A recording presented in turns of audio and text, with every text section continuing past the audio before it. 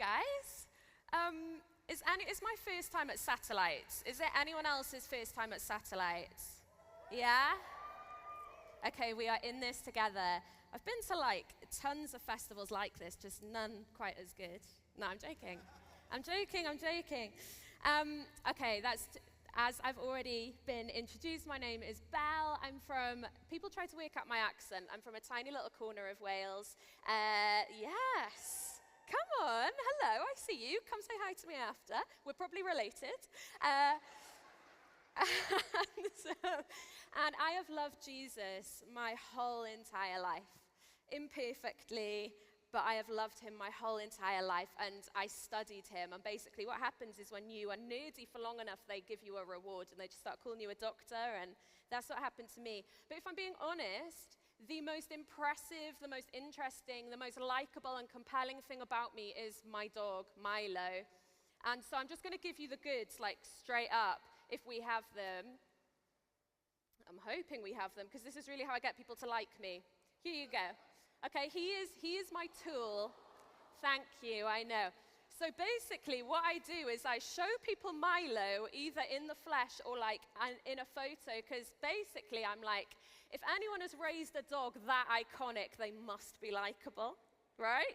If anyone has raised a dog that iconic, they must be trustworthy and worth listening to. Do you agree? Yeah, cool. So seeing as we're all on the same page about that, should we jump on in? Now that I've won you over with Milo. Okay, great. I'm going to talk from the book of Psalms. You can take that down, otherwise people are definitely going to just want to look at Milo and not. So right there, nestled in the Bible, we have a book of 150 poems, 150 prayers. They're called the book of Psalms. Anyone? The book of Psalms, anyone? Yeah. The book of Psalms, there's 150 of them. I honestly don't know where I'd be without this book of poems. They are such a gift. And 15 of those 150 poems have a special name. They are what we call the songs or the Psalms of Ascent. The Psalms of Ascent. Now, to ascend literally means to like move upwards. That's what the word ascent means. And so they're called the Songs of Ascent for two reasons. It's because they would be spoken, sung, prayed, chanted, screamed, yelled, whatever, read aloud, as all of the Israelites were like flooding out of their homes and they were walking up to Jerusalem to celebrate a major religious festival. So they were like a communal thing, right? It's like if we all huddled together now and we were like traipsing through the West Country, chanting these songs, that is what these songs are designed to do. And so they're called the Songs of Ascent because literally, physically, Jerusalem looks a little, or Israel looks a little bit like this. It'll come up on the screen now. Like it's next one. It's super mountainous. So they are literally like ascending. They are literally moving upwards to get to Jerusalem. But they're also called the Songs of Ascent because they are designed to make our souls rise. Right? It's not just our bodies that they lift up. They are designed to lift up our eyes, to lift up our souls, to put our gaze upwards. That is why they're called the Songs of Ascent. And I'm going to take just one of them today. In fact, I'm only going to take the first two verses of one of them today. Okay, Psalm 121. If you have your Bibles in front of you, I'm going to Psalm 121. If not, I'm going to keep reading it. So I'll do the reading for us. Psalm 121, it goes like this. I lift up my eyes to the mountains. Where does my help come from? My help comes from the Lord, the maker of heaven and of earth. So let's paint this picture, shall we? So we have ancient Israelites, right? People who were around when these Psalms were first written and then in the years after. They are living in towns and in cities. They are living in villages and farms, and they are pouring out of their corner of the world and joining this communal song as they walk up to Jerusalem to go and worship God at the temple, right? It's like they're pressing pause on the rhythm of their life to come and start the rhythm of this song with their neighbors, their communities, their families. And so they are chanting this. And because Israel is so mountainous, right, they're seeing all of these mountains around them, and they are saying, I look to the mountains, where does my help come from? And that line kind of makes no sense. It's a little bit weird until you learn, until you're nerdy or you meet someone nerdy like me who can tell you that in ancient Israel, on top of all the mountains were temples and altars and shrines built to other gods. So there were certain gods for certain things, right? There was a god who could help you with rain if there was a drought. There was a god who could help you if you needed healing. There was a god who could help you if you were struggling to have children. There was a god who could help you if you felt impure or religiously unclean for any way. Like, there was a god for that. He had a mountain somewhere, and so all you had to do was go and climb it. And I guess it kind of makes sense. Like, if we think like of gods like up there as these gods were thought to be, then it makes sense to go and pick like the highest point. It makes sense to go on top of a mountain and just like wave and scream and do what they ask you to do, because you're probably more likely to get their attention if you're closer to them up there.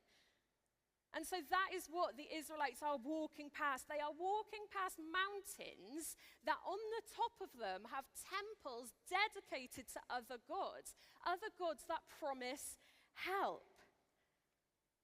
But of course, those temples, those gods, those promises of help, they were lies. They were manipulations.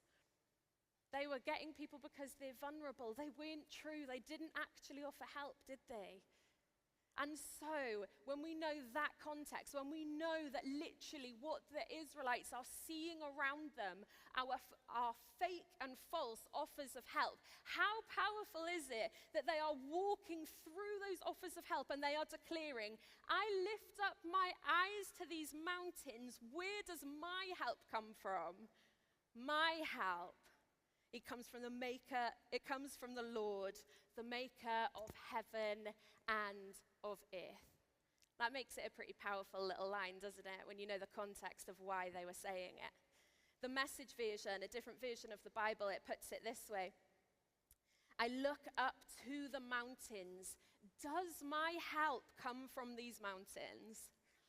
No, my help comes from God, the one who made heaven and earth and the mountains. There's such a sass in that. My help comes from the one that made the mountains that your God is dedicated to. There's such a sass in it, right? So it's like they're walking around and they're looking at these mountains and they're saying, I see you. Yeah, I hear you. That's quite a tempting one. Yeah, I get that. I know I'm promised help there. I get it. But no, my help comes from the Lord, the Maker of heaven and of earth. Now, we probably don't. Well, maybe you guys do, but I know that I do not go and find a mountain to climb when I am in need of help. That's just not something, I do. But we would be kidding ourselves if we thought that we didn't have our own 2025 versions of these temples on these mountains, right? This psalm was written by people, and we are still people. That habit hasn't gone anywhere. That tendency is still there. We still do this. We still have places that we go habitually, often without even thinking, often without even realizing. We have places that we go to when we feel like we need help. When things feel shaky, when we feel panicky, when things start to feel out of our control, when fear sets in. We have mountains that we climb to. That habit is still here. I think they just look different now. I think they look different. So for example, like when we feel scared or something's overwhelming us, I reckon some of us have a tendency to go and run and climb the mountain of like avoidance and distraction. Like if I just don't look at it, or if I look at anything else, if I watch Netflix for 18 hours, that problem will just go away. It has to. Or we climb that we see and we choose the mountain of like the opposite, like obsession and fixation, right? Like if I just steer this problem down, if I just overanalyze it, if I just think and think and think and think about this thing, surely I will find a way to make it better. Or we choose the mountain of praise and affirmation from others, of popularity, of getting other people to say nice things about us to calm ourselves down. Or comparison. Well, okay, I need help right now, but I don't need help as much as that girl. then that makes me feel better. All kinds of things, or other kinds of things. Some of us run full pelt to the mountain of like alcohol and drugs, or parties, or sex and relationships, or just anywhere. We all have places that we go, right? None of us is mountain free. And so I just want you to like think for a second. Just think for a moment, like, what are the mountains that I run to when I am in desperate need of help? Like literally, just think, ponder it. You don't need to say it out loud, but just think about it. Where do I go? There's another psalm, a Psalm 139 that says, Lord, would you search me and know me? Would you point out any offensive way within me? And so, Lord, I pray that even right now, would you search us and would you know us? And would you tell us what you see, and would you let us know what you find? What are the mountains that we go to when we feel desperate for help? Where do we go when things are overwhelming us?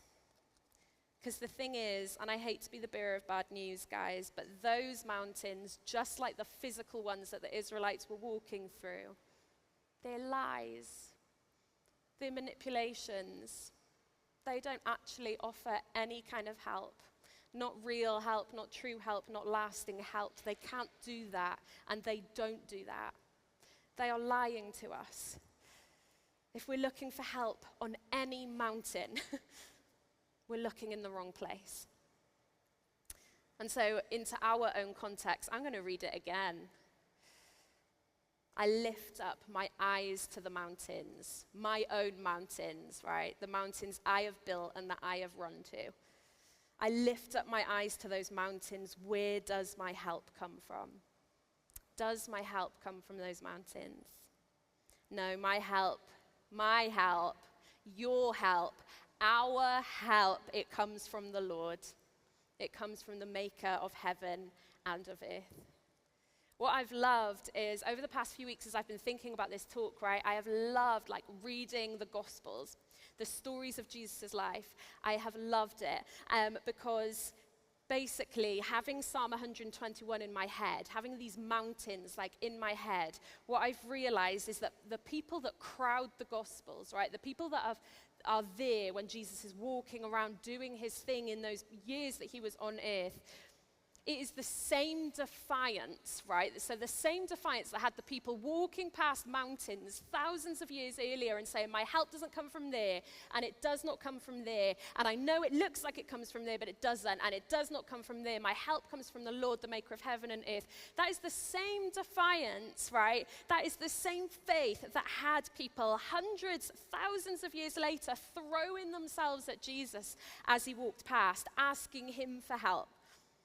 Climbing trees just so that they could get a little glimpse of him, grabbing his cloak as one woman did because she was like, even just his cloak will heal me, right? Leaving their homes and their jobs to follow Jesus, bringing their children to him, their parents to him, their best friends to him, counting on him to heal them, lowering them through people's roofs, right? Sitting in fields until their bums went numb, until they were so hungry that Jesus had to miraculously feed them. I've been reading all of those stories in the light of Psalm 121, and it's as if they are saying, I look at all of the other places that have promised me help, that have tried to help me, that have failed to help me, that have failed to heal me, or give me rest, or give me peace, or security, or success, or identity. But my help comes from the Lord, the maker of heaven and earth, and there he is. Like there he is walking by. The maker of heaven and earth is walking by them in the person of Jesus. And it's so like with their whole lives, with their physical bodies, they are saying, my help comes from this guy. It always has and it always will. And I want you to know that for us, 2,000 years later, that invitation is still the same. The invitation to be that defiant and that bold and that faith-filled and that stubborn. That invitation is still the same, that we would still be able to say something as radical as my help comes from the Lord. But like, I can't lie, it can be harder for us, I think, sometimes, in certain ways. It can be harder for us because we're a little bit removed from the chunks of the Bible that I'm speaking about. Like, there aren't rumors that Jesus is going to, like, wander his way to our hometown. We can't just climb a tree to glimpse him. We can't physically yank on his cloak. Like, we can't do this. And so one of the questions, one of the doubts, one of the fears that has us running to our own mountains, to things we can see, to things we can touch, to things we can control and understand, things we can prove, is because I think deep down we're all kind of asking, why should I trust the God of the Bible over my own mountains? Like, why is he more trustworthy than me figuring this out myself? Because to ask for help is a vulnerable thing. So why is he worthy of me believing in him enough to ask for help? How can I trust that the Bible, which is something you'll hear from a lot this week, like, how can I trust that it's not just a bunch of feel-good fiction? That the Old Testament, that the New Testament, how can I trust that any of it is or ever was real? How can I trust that this is really, truly where my help can come from? Oh, I'm so glad you asked. Should we get geeky? I'm gonna keep it so short, but can we get geeky for like 2 minutes? Yeah? Come on, thank you. Because there are so many places that you can go. There are like physical stuff, right, that you can go that kind of add a bit of weight to the fact that the Bible is telling a good old dollop of truth. You can go to archaeology, right? You can go to the countless places and things that the Bible mentions that have been dug up and excavated and found. You can see stuff with your own eyes. You can touch it with your own fingers. Although don't, because museums don't like it when you try and do that. But there's actual physical stuff that the Bible mentions, places, buildings, that we can physically, with our senses, see and smell and touch. And that's a beautiful gift. Or we can go to the tons and tons and tons. Like, honestly, there's a staggering amount documents, none of them written by Christians, that talk about Jesus' life and even his death. It's so well documented. Did you know that? It's such a well-documented event. 2 Roman historians, right, their names are Josephus and Phallus, they even mention the earthquake that the Bible tells us happened the moment Jesus took his last breath. They ain't Christians. They've got no reason to lie. In fact, it's against their interest to back this Bible up. But in documents, they mention it. Other cultures, other kingdoms, other empires are talking about the same people, the same places, and the same events that fill their Bible, not with faith, just with, like, nonchalant fact. It's pretty cool. Or how about the documents that are from the Christians themselves? Because we have a heap of those too. So we call this, and this is as nerdy as I'm going to get, I promise, right? We call this textual criticism. Did you know? So, for example, the most famous and reliable, or one of, Roman historians is a guy called Tacitus. And there is a 1,000-year gap between what he wrote and the first copy we have of it. 1,000 years. So we're having to trust that nothing changed in those 1,000 years. And we have 20 original copies. So a 1,000-year gap, 20 original copies. The works of the New Testament, we have a gap of 170 to 450 years, and we have 5,300 copies of it. It's actually quite sturdy. But for me, the most compelling kind of proof, if you can even call it that, is the people who bumped into Jesus. The people who climbed trees, who grabbed his cloak, who lowered their friends through the roof.